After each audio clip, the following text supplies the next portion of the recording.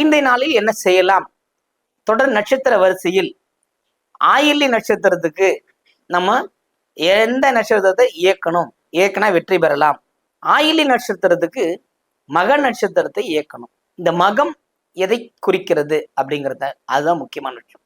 மகம் என்றாலே அன்னை அகிலாண்ட கோடி பிரம்மாண்ட நாயகி ஸ்ரீ அங்காள பரமேஸ்வரி, மாரியம்மன், நவசக்தி மாரியம்மன் அல்லது படவேடு ரேணுகா பரமேஸ்வரி, சிம்ம வாகினி அத்தனை பேருமே மக நட்சத்திரத்துக்கு உரிய தெய்வங்களாக போற்றப்படுகிறார்கள்.